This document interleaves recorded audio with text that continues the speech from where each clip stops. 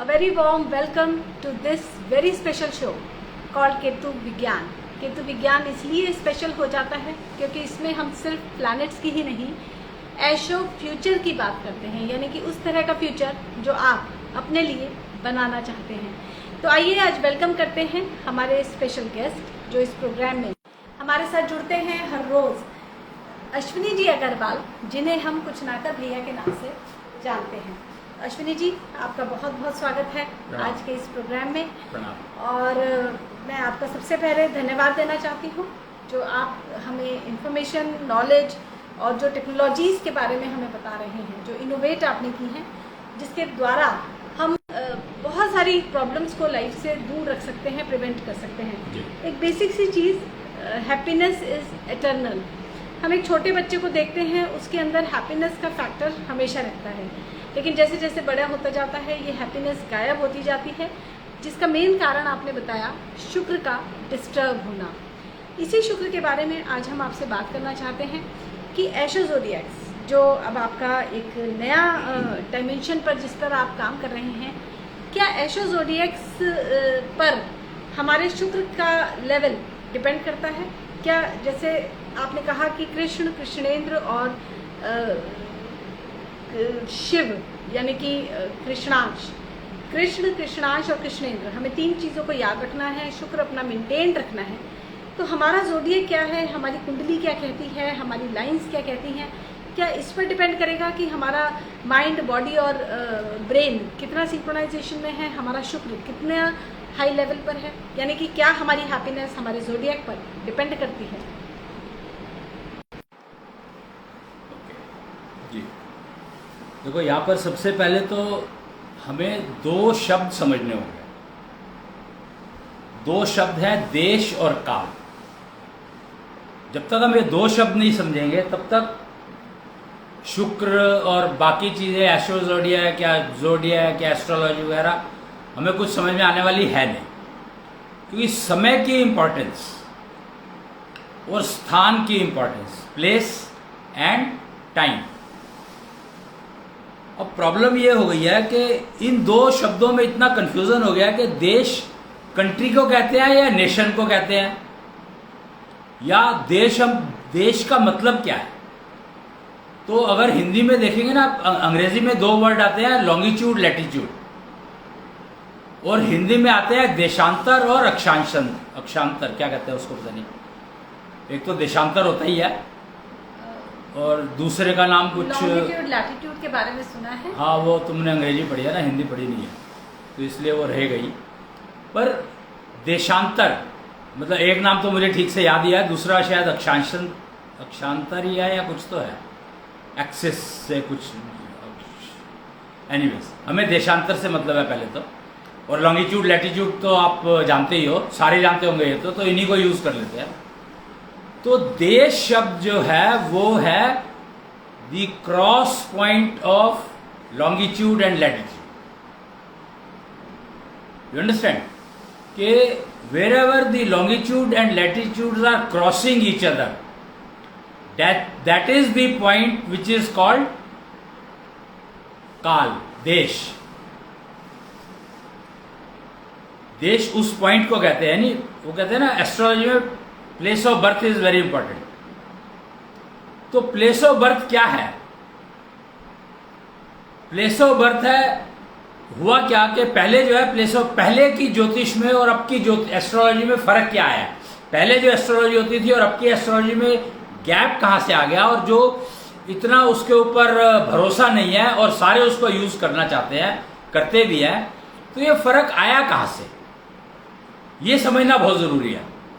तो उसी के लिए ये समझना जरूरी है कि पहले जो है ज्योतिष इसलिए ठीक रहता था, अच्छा रहता था, क्योंकि देश जो है पॉइंट ऑफ कंसीवमेंट को माना जाता था, और अब जो है ज्योतिष में माना जाता है डेट ऑफ डिलीवरी को, प्लेस ऑफ डिलीवरी को। तो ये जो गैप आ गया 9 महीने का, इस गैप ने बहुत कुछ बदल दिया एस्ट्रोलॉजी में समझने के लिए और उसके ऊपर विश्वास करने के लिए। कि फिर कहा गया है कि टाइम ऑफ अब काल, देश का तो समझ में आ गया, लॉन्गिट्यूड और लैटिट्यूड जहां पर क्रॉस करते हैं वो है देश। और आज के पहले जो बच्चा पैदा होता था, डिलीवर होता था, तो वो घरों में हुआ करता था, तो उसका लॉन्गिट्यूड लैटिट्यूड घर वाला हुआ करता था। आज जो है सारी डिलीवरीज हॉस्पिटल में होती हैं ज्यादातर, तो एक ही हॉस्पिटल में एक ही टाइम पे 50 बच्चे जन्म ले लेते हैं। तो सवाल यही है कि हम कैसे भरोसा करें। तो आपके हिसाब से, तो जो एस्ट्रोलॉजी के हिसाब से उन 50 का जो वो है प्लेस ऑफ बर्थ सेम हो गया, तो उनका जो चार्ट बनेगा वो तो सेम बनेगा। तो यहां पर एक another parameter comes in which is called काल, देश और काल। दूसरा शब्द, दूसरा पैरामीटर जो है वो है काल। काल का मतलब समय, पैदा होने का समय, डिलीवरी का समय। तो अब यहां पर भी एक सवाल ये आ गया, जब से डिलीवरीज घरों में हुआ करती थी तो टाइम की एक्यूरेसी पता रहती थी। कैसे? तो उस समय में सूर्य की पोजीशन देखी जाती थी कि सूर्य कहां पर है, और उसके हिसाब से टाइम की गणित किया जाता था, टाइम की कैलकुलेशन की जाती थी। या नॉर्मली एक सूर्य घड़ी होती है, अगर आपने जंतर मंतर गए हो तो वहां पर देखेंगे तो सूर्य घड़ी होती है। सूर्य घड़ी में क्या होता है, एक पिलर लगा दिया जाता है और उसकी जो परछाई है, जो उसकी शेडो है, उसको फॉलो किया जाता है और एक 360 डिग्री का एक गोल चक्कर बना दिया जाता है। उसके जितना उसका डाया है, मतलब जितना वो रॉड जो लगाई है आपने, जो पिलर लगाया है, उसका जितना हाइट है उससे थोड़ा सा छोटा एक सर्कल बना दिया जाता है और सर्कल में मार्किंग कर दी जाती है और 1 2 360 लिखा जाता है और आगे उसको डिवीजन कर देते हैं 60-60 के। तो ये एक देश को और काल उस तरीके से कैलकुलेट किया जाता था। पता था कि डिलीवरी होने वाली है तो तुरंत जो ज्योतिषी होते थे वो तुरंत पहले घड़ी तैयार करते थे और उस समय में देखते थे कि घड़ी क्या कह रही है, और डिलीवरी के लिए वो क्या करते थे, अंदर जो डिलीवरी करवा रही है उसको कहते थे कि जैसे ही डिलीवर हो, तुम ये नींबू दे रहा हूं मैं तुम्हें, ये खिड़की से बाहर फेंक देना। वो कितना परफेक्ट सिस्टम था कि उसने कहा जैसे ही डिलीवरी हो ये नींबू बाहर फेंक देना। तो और वो आया जो भी डिलीवरी कराने वाली होती थी वो उस नींबू को बाहर फेंक देती थी और उस क्षण से कैलकुलेशन शुरू हो जाती थी। जी ओके, यानी कि जो बर्थ का लोकेशन जिसको हम देश बोल रहे हैं एंड टाइम, वो एक्यूरेट होना बहुत ज़रूरी है। और इसमें कंसीवमेंट और डिलीवरी, इन दो टॉपिक्स पर थोड़ा सा कंफ्यूजन आ गया है। हम लोग अभी डिलीवरी के जगह और डिलीवरी के टाइम को कंसीडर करते हैं, उसमें भी टाइम में ऊपर नीचे रहता ही है, जबकि एक्चुअली जो कंसीलमेंट की जगह है वो मैटर करती है। नहीं, यहाँ पर दो चीजें हैं जी, यहाँ पर दो चीजें हैं कि जो पहले, जैसे मैंने कहा कि पहले जो गणित था हाँ जी, वो डिलीवरी पर ही होता था कि जैसे ही डिलीवर हुआ नींबू बाहर फेंक दो। हाँ जी, ये लोगों को लगता है कि डिलीवरी पर होता था, पर एक्चुअली डिलीवरी पर नहीं होता था। तो वो उससे टाइम ऑफ कंसीवमेंट जो है वो निकाला जाता है, date of conceivement. See important is काल, कब कंसीव किया। ओके, और देश जो है वो जो point of longitude and latitude है उसकी इंपॉर्टेंस है कि वो कब नक्षत्रों से कनेक्शन में आया। फर्क समझे कि नहीं समझे? एक तो हो गया पॉइंट ऑफ कंसीवमेंट, डेट ऑफ कंसीवमेंट, या काल हो गया वो, ये हो गया काल। जी। और एक हो गया कि कब नक्षत्रों के कनेक्शन में आया, मीन्स डिलीवर हुआ तभी तो प्लैनेट्स का इफेक्ट आना शुरू हुआ उसके ऊपर। जब तक वो गर्भ में है तब तक तब तो उसकी माँ के ऊपर आएगा, उसके ऊपर आएगा नहीं। अगर सोलर एक्लिप्स हो रहा है, जैसे कहते हैं कि सूर्य ग्रहण के समय गर्भवती स्त्री को, प्रेग्नेंट लेडी को बाहर नहीं निकलना चाहिए, she should be very careful. Right. बच्चे को नुकसान हो सकता है, बच्चा विकलांग हो सकता है। ठीक। तो यानी कि सूर्य ग्रहण का इफेक्ट बच्चे पर आ रहा है, जो बच्चा भी नहीं, सूर्य ग्रहण का इफेक्ट माँ पर आया और वो इफेक्ट ट्रांसफर हो गया बच्चे पर। सी फर्क समझो आप दोनों चीजों में, कि समझने की बात, यही चीजें समझने वाली है कि सूर्य ग्रहण में माँ को बाहर निकलने को मना किया।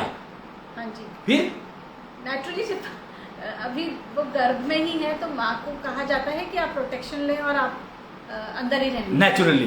तो फिर माँ को प्रोटेक्शन लेनी है, ना कि बच्चे को। बच्चा तो ऑटोमेटिकली प्रोटेक्शन में आ ही जाएगा अगर माँ ने प्रोटेक्शन ले ली तो। यानी कि अमावस है या पूर्णिमा है, इसका कोई इम्पैक्ट डायरेक्टली बच्चे पर नहीं आएगा जब तक बच्चा जब तक बच्चा गर्भ में है तब तक वो एक किस्म से पाताल लोक में है, fully protected and secured by Vishnu. पाताल लोक में अगर आपको पता हो कि बाली एक बलि राजा हुए हैं और उनको जब 3 उनसे वरदान मांगे थे, ये वामन अवतार की बात है, तो जब तीसरा स्टेप लेना था तो उन्होंने कहा कि मैं तीसरा कदम कहां रखूं, विष्णु ने पूछा। अच्छा, अब यहां पर देखो समस्या कितनी है। उन्होंने वामन अवतार लिया तो वो उसको मार नहीं सकते थे। क्यों? बलि को मार नहीं सकते थे।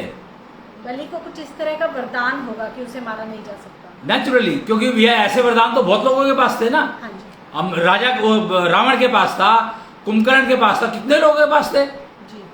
तो उनके पास नेचुरली राजा बलि कहाँ किस लेवल पर पहुंच गए थे, आप इसी से अंदाजा लगा लो कि विष्णु अगर विष्णु रूप में होते तो शायद मार पाते,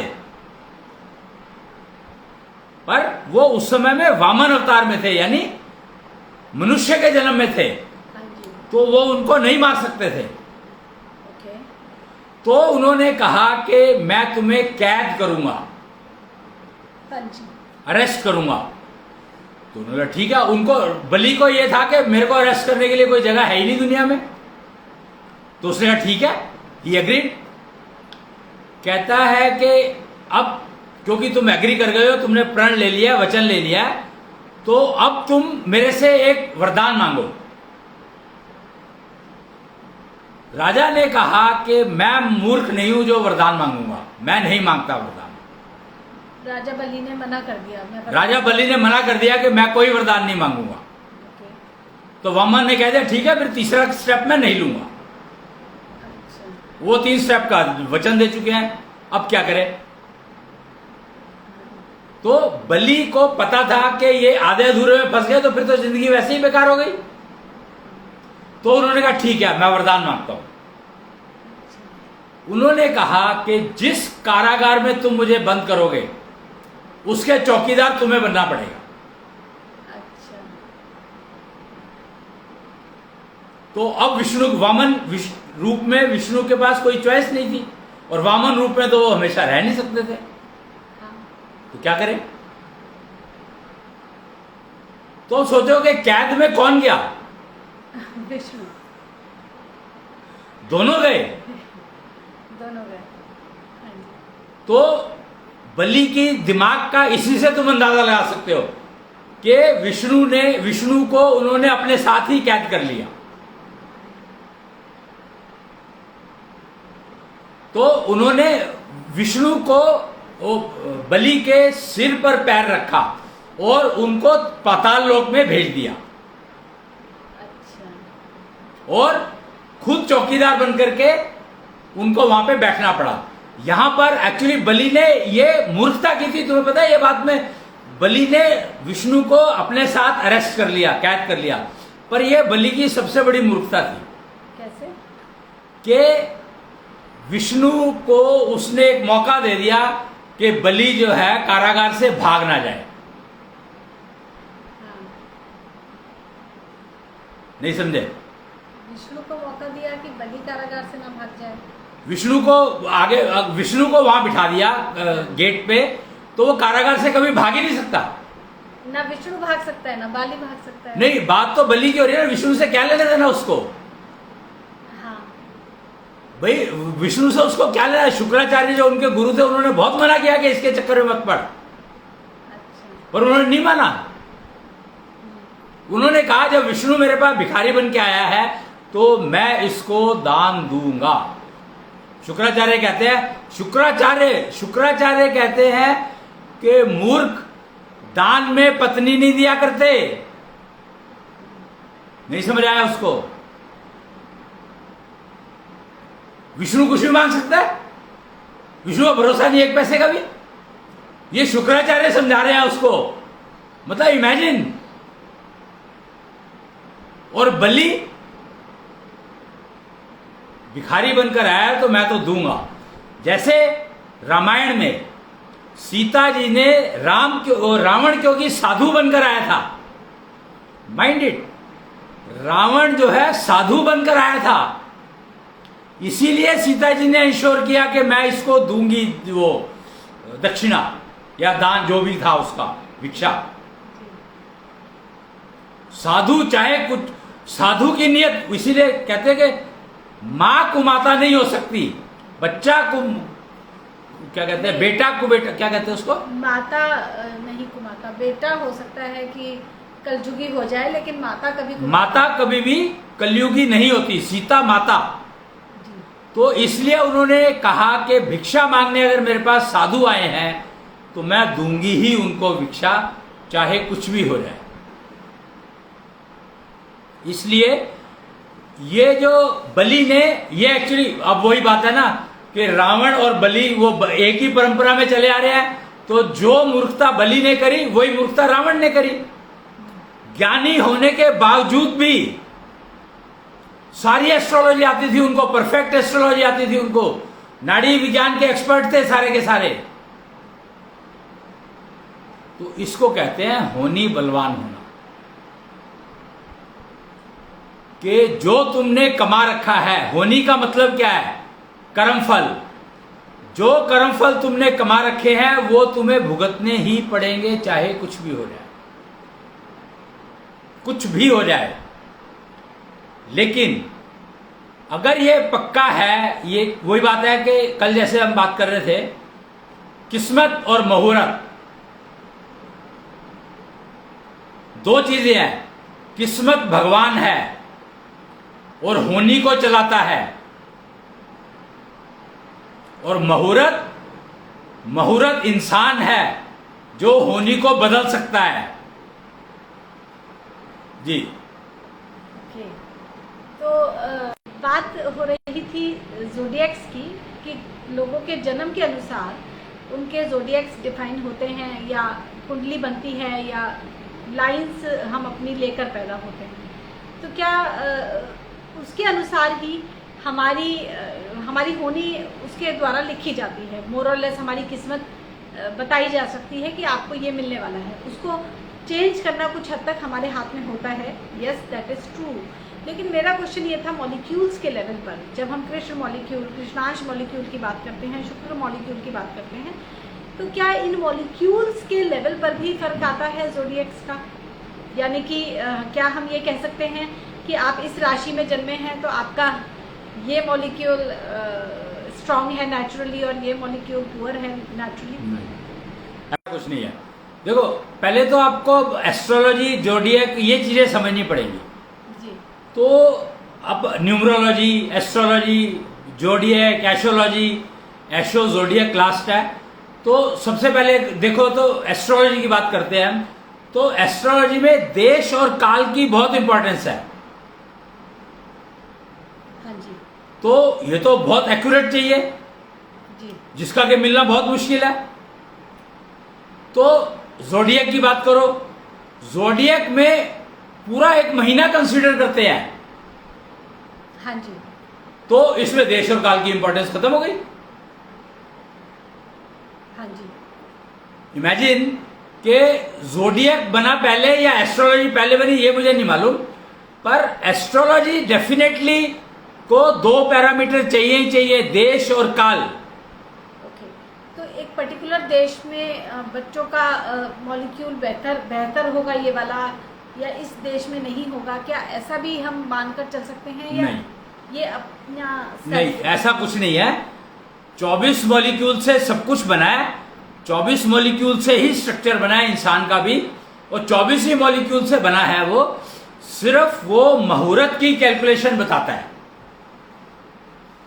जो एस्ट्रो ज़ोडिएक है उसका सबसे बड़ा एडवांटेज ये है कि वो एक्यूरेट मुहूर्त की बात करता है, और वो किस्मत को असेस करता है, एस्टिमेट करता है कि किस्मत हमें ये देने वाली है इस समय में, और वो ज्यादातर 12 महीने का करता है। जैसे ज़ोडिएक में मैंने बताया 1 महीने का होता है, तो एस्ट्रो ज़ोडिएक जो है वो तकरीबन 12 महीने के एस्टिमेट कर लेता है।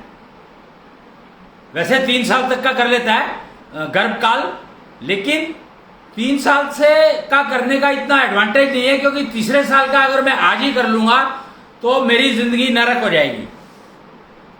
इवन 12 महीने का भी अगर मैं आज ही कर लेता हूं तो मेरी जिंदगी बेकार है।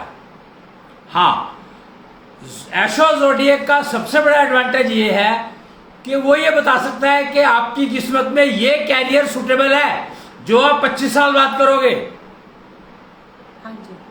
तो अगर आप एस्ट्रो ज़ोडिएक के माध्यम से ये समझ ले कि आपके बच्चे को ये कैरियर सूट करेगा, तो फिर आप उसका सारा गणित, सारा जीवन जो है उस कैरियर को बिल्ड करने के लिए एजुकेशन सिस्टम सारा उस तरीके से चलाएंगे, तो definitely he will have failure free career, he और she, either gender is इमैटेरियल।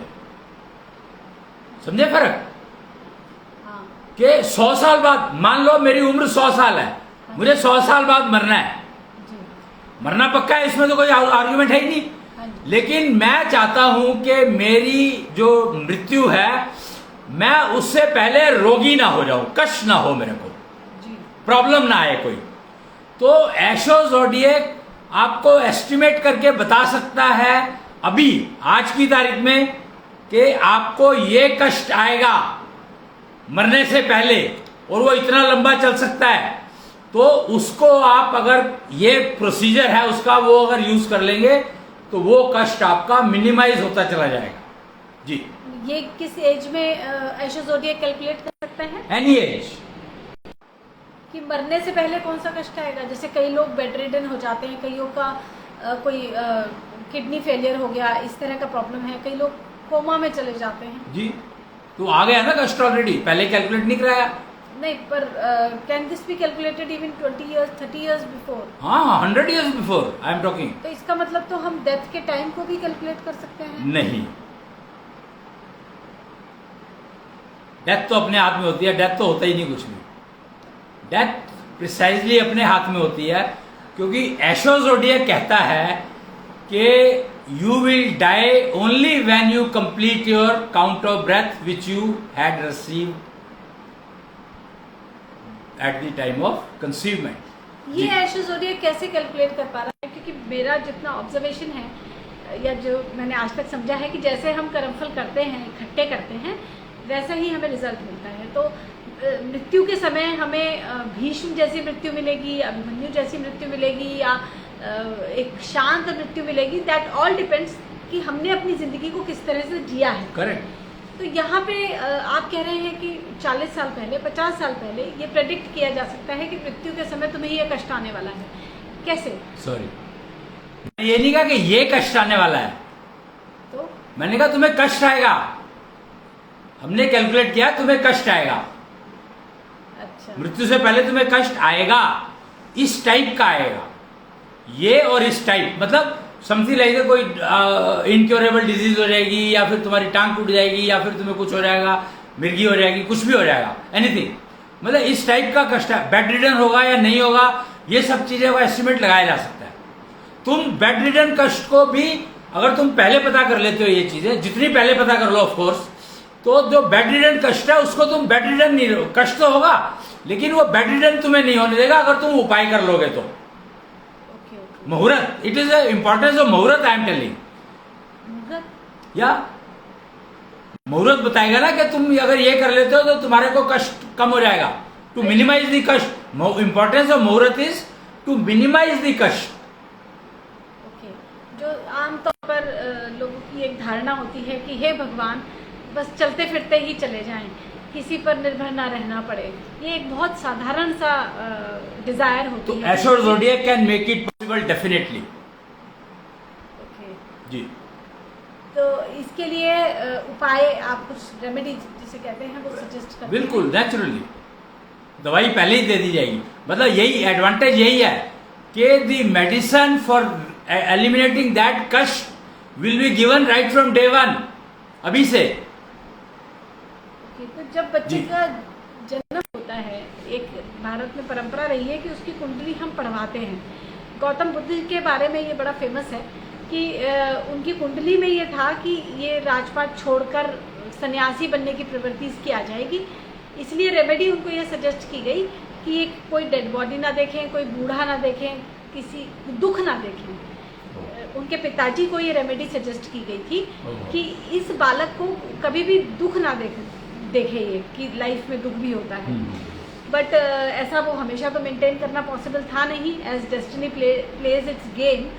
Gautam Buddha ने जो शांतनु नाम के राजकुमार थे उस समय, उन्होंने देखा किसी शव को, उन्होंने देखा किसी बूढ़े को, किसी गरीब को या किसी बीमार को, तो उनके दिमाग में इस तरह के क्वेश्चंस उठने लगे कि why so much of suffering is there in life, और वो सोते हुए बच्चे को छोड़कर चले गए, अपनी पत्नी और बच्चे को छोड़कर।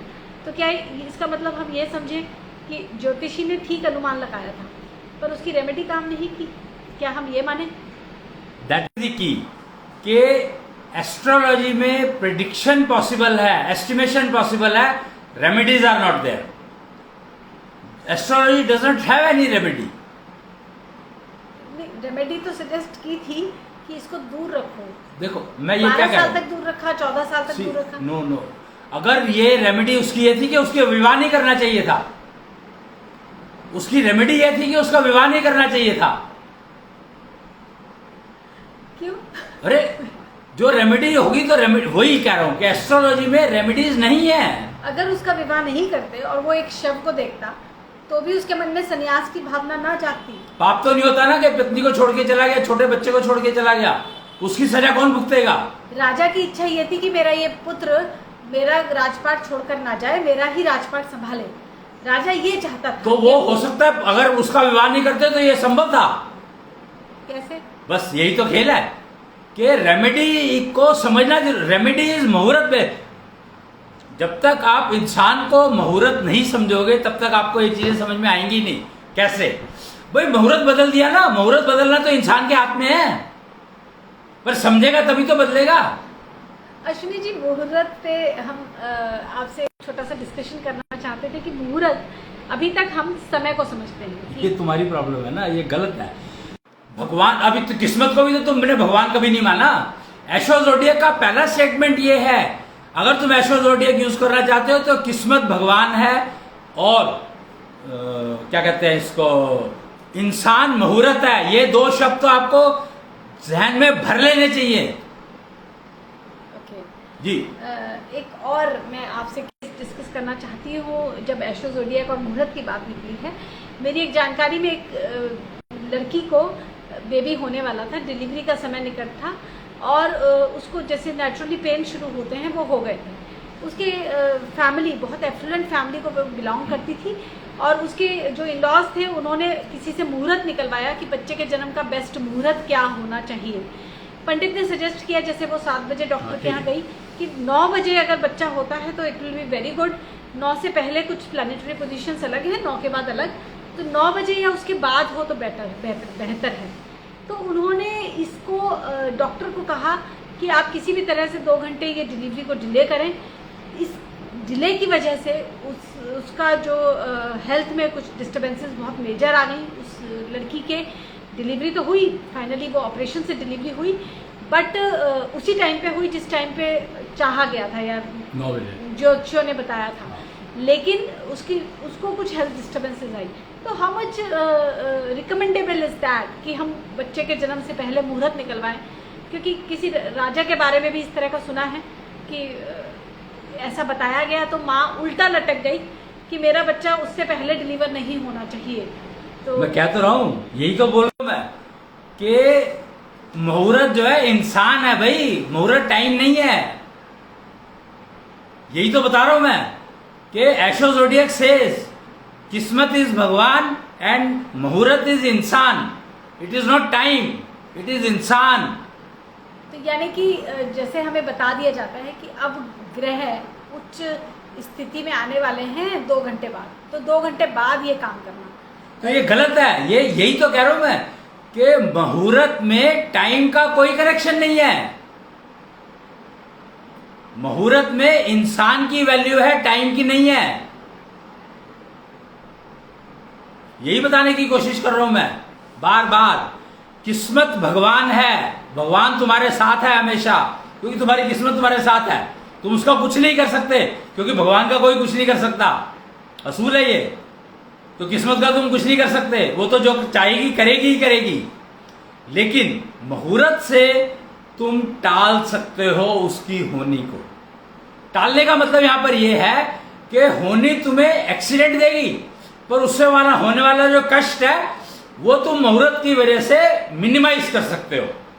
और मिनिमाइज का मतलब 0 भी हो सकता है जी।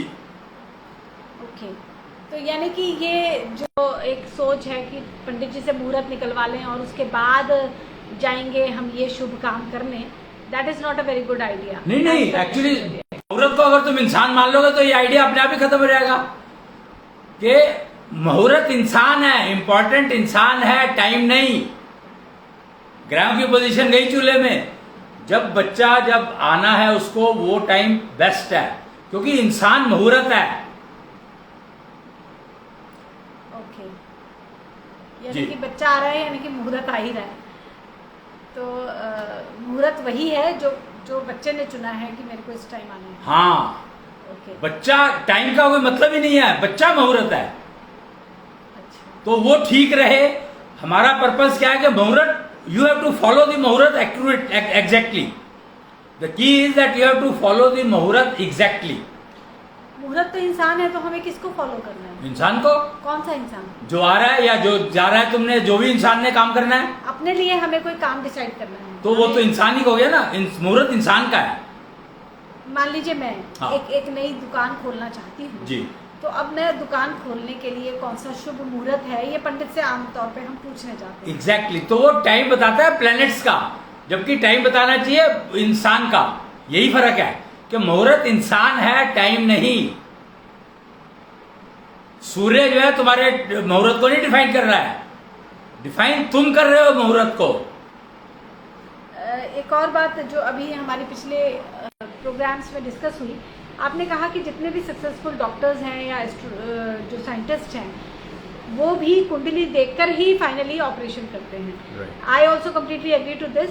जो हाईएस्ट लेवल के सक्सेसफुल लोग हैं, they always consult such kind of things. इसका मतलब क्या हुआ? तो इसका मतलब ये है, एस्ट्रोलॉजी प्रेडिक्ट करती है, मैंने जैसे पहले बताया, एस्ट्रोलॉजी प्रेडिक्ट करती है कि इस टाइम पर इस इंसान का प्लैनेट्स की पोजीशन इसके फेवर में है। बस, तो जब फेवर में तो उसी टाइम पे उसको हमेशा असूल है कि वो कभी भी डॉक्टर्स जो एस्ट्रोलॉजी यूज करते हैं या साइंटिस्ट जो एस्ट्रोलॉजी यूज करते हैं, वो एस्ट्रोलॉजी अंदर ले जाने की होती है। वो टाइम मुहूर्त जो है वो ऑपरेशन थिएटर के अंदर जाने का होता है, काटने का नहीं होता है। हाँ जी। फिर अंदर ले जाने का, काट तुम 10 घंटे बाद रहे हो, 2 घंटे बाद रहे हो, हु केयर्स। तो यहाँ मुहूर्त, आपने कहा कि प्लैनेटरी पोजीशंस को वो देखते हैं, फेवरेबल है तो इस टाइम पे उसको अंदर ले गए हॉस्पिटल। इस टाइम पे लेकर, तो मुहूर्त प्लैनेटरी पोजीशन से डिसाइड हुआ, इंसान से नहीं। इंसान से हुआ ना, उसी इंसान की प्लैनेटरी पोजीशन तो देखी। ओके, नहीं समझे? अरे एस्ट्रोलॉजी में उसी इंसान की तो प्लैनेटरी पोजीशन देखी, डॉक्टर ने अपनी थोड़ी देखी। हाँ जी। फिर अच्छा, तो एक और चीज अब यहाँ पे बात होती है कि कुछ हमारे जो पर्सनालिटी ट्रेट्स हैं, जो हमारी पर्सनालिटी है, जो हमारी हमारा आचार विचार, हमारा टोटल सोशल बिहेवियर, वो बहुत हद तक हमारे ज़ोडिएक से गवर्न होता है। नहीं, यही गलती है, यही प्रॉब्लम है, एग्जैक्टली यही प्रॉब्लम है कि ज़ोडिएक क्या है ये समझो। अब तुम जोडियक है कि उन्होंने 1 लाख लोगों की स्टडी करी और वो उनमें से सबकी कैरेक्टरिस्टिक नोट कर ली, 1 लाख लोगों की कैरेक्टरिस्टिक नोट कर ली और उनमें से फिर निकालना शुरू किया कि अच्छा ये 10,000 लोग जो है उनका ये कैरेक्टरिस्टिक आती है, तो एक जोडियक बना दिया। 10,000 लोग हैं उनकी ये कैरेक्टरिस्टिक आती है और वो 1 महीने के अंदर अंदर जो पैदा हुए उनका एक जोडियक बना दिया, फिर दूसरा बना दिया, फिर तीसरा बना दिया। फिर लगा कि यार जो 1 लाख के बाद जो अगले दो लोग आए, 4 लोग आए, उनका कुछ फर्क आ रहा है। हाँ जी। तो फिर उसमें कहा अच्छा यार, फिर उन्होंने 1 और लाख लोगों की स्टडी करी, दूसरे 1 और लाख लोगों की स्टडी, और उनके हिसाब से जोडियक को उनको फिर उस जोडियक के हिसाब से प्लेस किया और फिर देखा कि यार इनको गुस्सा बहुत आता है, चलो इसको फायर साइन कर दो। तो फिर जोडियक को इन्होंने कस्टमाइज करना शुरू किया। ओके। फर्क समझे ना? आर्टिफिशियल इंटेलिजेंस क्या है? आर्टिफिशियल इंटेलिजेंस का यूज तो जोडियक बनाने में हुआ, एस्ट्रोलॉजी बनाने में हुआ। आज आप जिस आर्टिफिशियल इंटेलिजेंस की बात कर रहे हो उसका तो लेवल बहुत लो है, बहुत ही ज्यादा लो है ही नहीं एक्चुअली कुछ भी। Not even it has taken a birth, it has not even conceived correctly, it is infected so much. अगर तुम ये समझो कि आर्टिफिशियल जोडियक कब से यूज हो रहा है तो समझ जाओगे कि तुम्हारा जो आर्टिफिशियल इंटेलिजेंस का वो लेवल था जिसने जोडियक जैसे सिस्टम दिए। नेचुरल। फिर इसमें ये जो आपने बताया 1 लाख लोगों को स्टडी किया, 1000 लोगों को स्टडी किया, ये डेटा एनालिसिस है, स्टैटिस्टिक्स हैं, इसमें आर्टिफिशियल इंटेलिजेंस कहाँ है? आर्टिफिशियल इंटेलिजेंस है ही क्या? डेटा आता है तो उस डेटा माइनिंग क्या है? अरे आर्टिफिशियल इंटेलिजेंस को हम नॉर्मली मशीनों से जोड़कर देखते हैं कि मशीन से हम वो करवा पाए जो हम नॉर्मली इंसानों से कराते हैं, उसको कहा जाता है artificial नहीं, exactly in man is a machine, ये तो कहते ही है। Human it's a best created human machine, human is a best created machine. तो नेचुरल इंटेलिजेंस जिसको हम एनआई कहते हैं या आर्टिफिशियल इंटेलिजेंस जिसको एआई कहा जाता है, इन दोनों में चीजों में फर्क क्या रह गया? तो AI does not exist if NI is not there. How simple. AI can not exist if NI is not there, simple. आज जोडियक कितने लोग यूज करते हैं तो सोचो उस टाइम की एनआई कितनी हाई लेवल की होगी जिसने एआई का यूज करके और जोडियक जैसा सिस्टम बना दिया।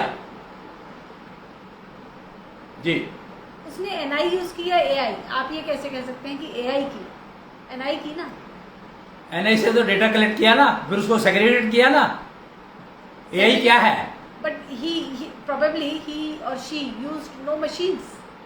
अब हमारे ऋषि मुनि थे, वो सारा कुछ अपनी नेचुरल तो human machine, human is a machine, यही तभी तो कहा गया है best created machine is human. अब यहाँ पे शल्य चिकित्सा के जनक हुए जो नहीं सॉरी सुश्रुत जी। तो सुश्रुत जी ने जो भी कुछ डिवाइस की सारी टेक्नोलॉजीज वो उन्होंने अपनी नेचुरल इंटेलिजेंस से की, आर्टिफिशियल इंटेलिजेंस से नहीं, नेचुरल से। See that's what I said, AI can not exist if NI is not there.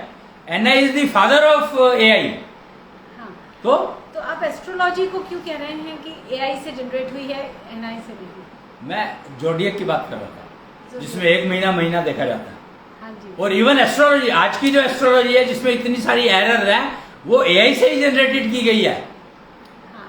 फिर AI will always have errors, of course. तो NI can not have any error, that is the difference. हाँ, NI में अगर error है भी तो उसको correction करते करते, रिफाइन करते करते फाइनली एक परफेक्ट सिस्टम को डिलीवर किया जा सकता है। सिस्टम परफेक्ट होता है तब डिलीवर, एनआई जो है सिस्टम जब परफेक्ट होता है तब डिलीवर होता है, और एआई जो है वो पैचेस लगा लगा के जिंदगी को चलाती है।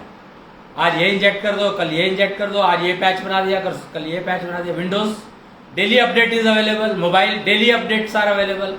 What does update mean? Patching, that is AI.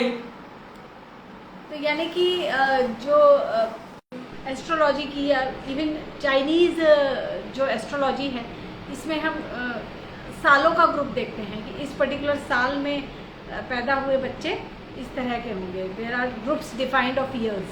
तो इस तरह के जहाँ ग्रुप्स डिफाइंड हैं वहाँ पे आप कह रहे हैं कि AI has been used. True. और जहाँ हम भारतीय वैदिक एस्ट्रोलॉजी की बात करते हैं जिसमें लॉन्गिट्यूड, लैटिट्यूड, देश और काल देखकर गणना की जाती है, that is all natural NI because that is a so pinpointed, not generalized. जी मान लीजिए एक बच्चे का कंसीवमेंट एक शहर में हुआ है या किसी और देश में हुआ है, अब उसकी डिलीवरी किसी और देश में हुई और मीनवाइल जो बीच में 9 महीने का गैप रहा उसमें भी अलग अलग लोकेशंस पे उसके पेरेंट्स रहे हैं। तो अब जब आप उसकी कुंडली बना रहे हैं सपोज एशेस ज़ोडिएक से, तो क्या कुछ वेरिएशंस आएंगे? आप पेरेंट्स से पूछेंगे कि ये कहाँ कंसीव हुआ है या कहाँ इसका डिलीवरी हुआ है? एशो ज़ोडिएक में इसकी जो इम्पोर्टेंस है बहुत कम है देश और काल की।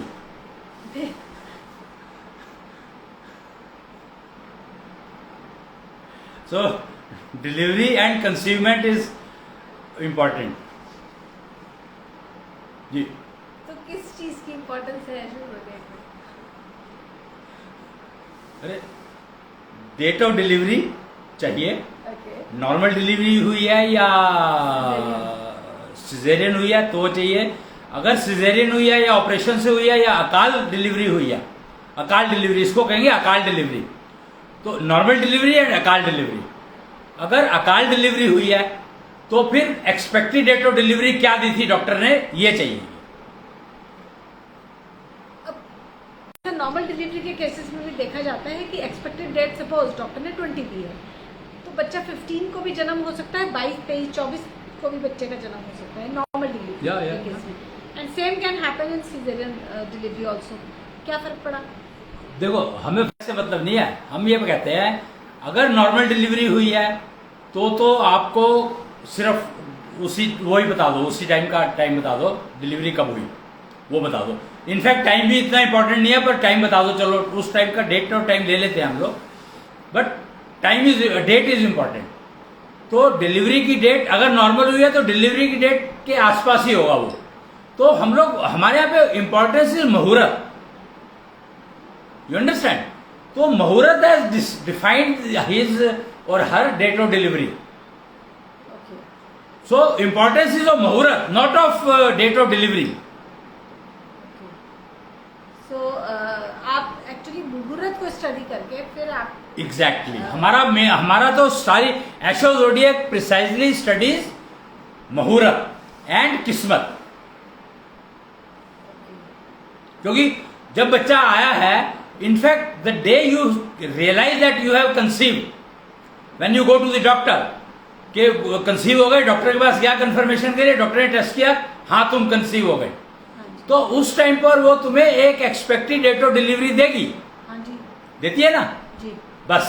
तो अगर हमें उस टाइम पर जैसे date of delivery expected date of delivery उसने दी, उसी समय में आप ये जानकारी अगर एशो ज़ोडिएक को दे देते हो, हाँ जी, तो तुम्हारी प्रेगनेंसी को बहुत बढ़िया से डिफाइन किया जा सकता है।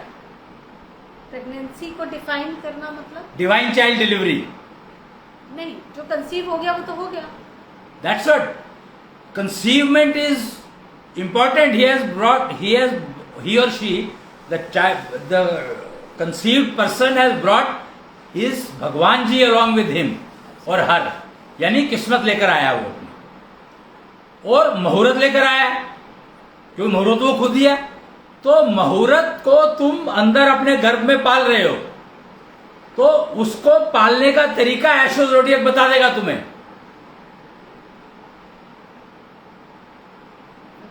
गर्भ के अंदर तो तुम्हारे को जो बच्चा डिलीवर होगा वो इतना परफेक्ट होगा जो तुम सोच भी नहीं सकते थे। यानी एशो zodiac has made divine child delivery possible जी। इसका मतलब कि एशो ज़ोडिएक के थ्रू हम वो पर्सनालिटी ट्रेट्स अपने बच्चे में डेवलप कर सकते हैं during pregnancy which we want. जैसे बच्चा इंटेलिजेंट हो, बच्चा yes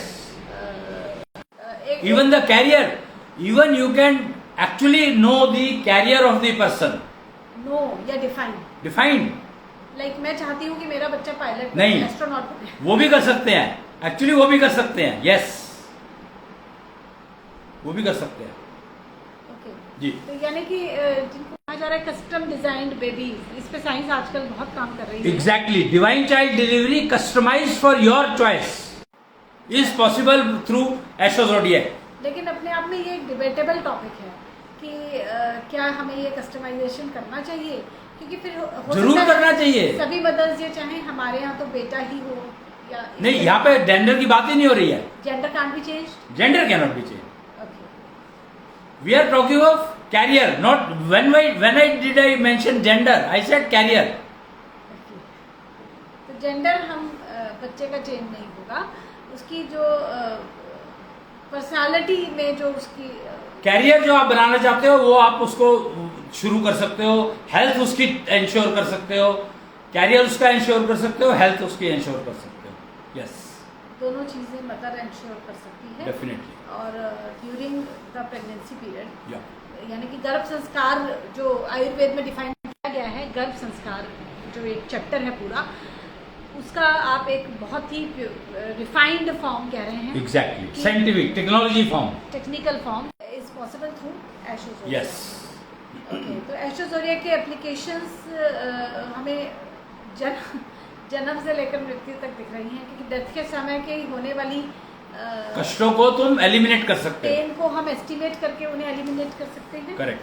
एंड कंसीवमेंट के बाद बच्चे के बारे में ये गाइडेंस ले सकते हैं कि मुझे अपने बच्चे को ये बनाना है तो मैं क्या कर सकती हूँ, एग्जैक्टली, मैं क्या करूँ। Yes yes yes. तो दोनों ही चीजें यहाँ पर मैं आपको एक एग्जांपल दे सकता हूँ, एक मूवी आई थी 3 इडियट्स, हाँ जी। अगर आपको मालूम हो, जी। उसमें 3rd ईयर या 4th ईयर में जाकर के एक लड़का अपना कैरियर जो है फोटोग्राफी में बनाता है। जी बहुत स्ट्रेसफुल उसकी वो लाइफ रही और उसने फाइनली छोड़ करके और अपना कैरियर फोटोग्राफी में बनाया। जी यहां पर अगर वो एस्ट्रो ज़ोडिएक से कंसल्ट करता तो मैं उसको कहता कि spend 1 more year in your engineering, okay complete it, and then shift your, then you go to profession like photography.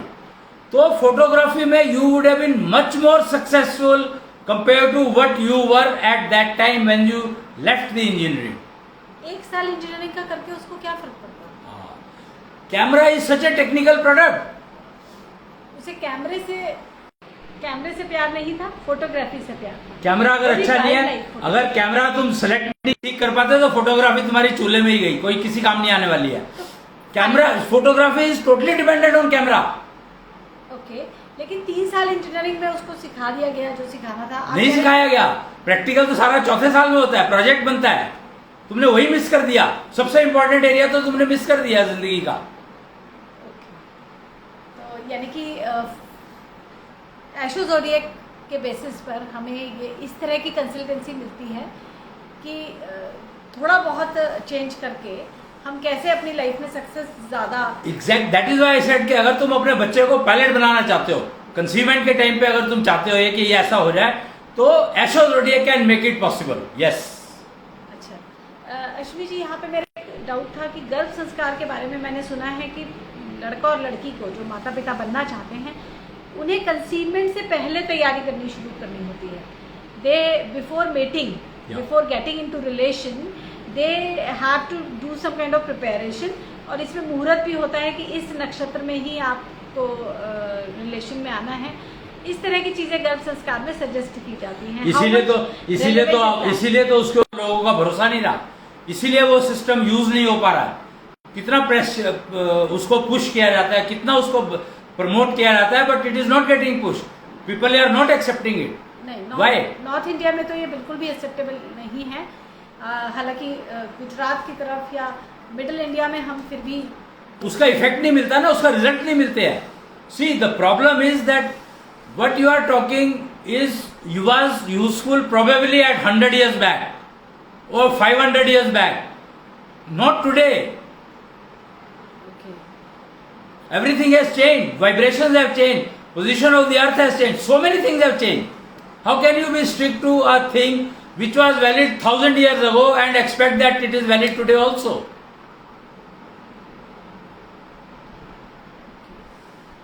तो जी।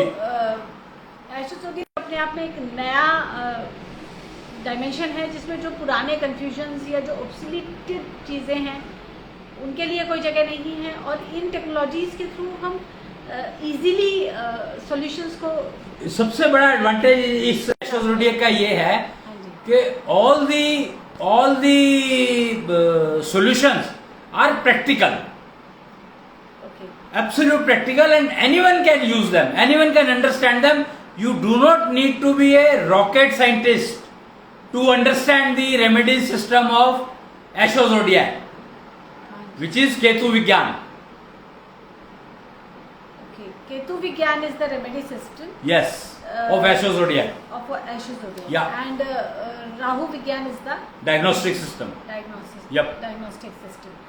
तो अश्विनी जी, मुझे लग रहा है कि आज के लिए हमने बहुत इन्फॉर्मेशन आपसे दी है और ये समझा है कि जो ज़ोडिएक्स को लेकर एक कन्फ्यूजन हमारी सोसाइटी में है, या गर्भ संस्कार को लेकर, या रेमेडीज़ को लेकर, या मुहूर्त को लेकर, उन सब चीज़ों को क्लियर कर रहा है अब एस्ट्रो ज़ोडिएक का ये जो आपने नया चैप्टर शुरू किया है। एंड मुहूर्त इंसान है, किस्मत भगवान है। इन्हीं चीज़ों को समझकर ही हम आगे बढ़ सकते हैं। बेसिक फाउंडेशन स्टोन्स हो गए जिनको समझकर ही हम आगे बढ़ सकते हैं। जी। तो अश्विनी जी, आपका बहुत बहुत धन्यवाद आज के इस प्रोग्राम में आने के लिए, हमारे साथ जुड़ने के लिए। आपसे फिर केतु विज्ञान में बातचीत चलती रहेगी। प्रणाम।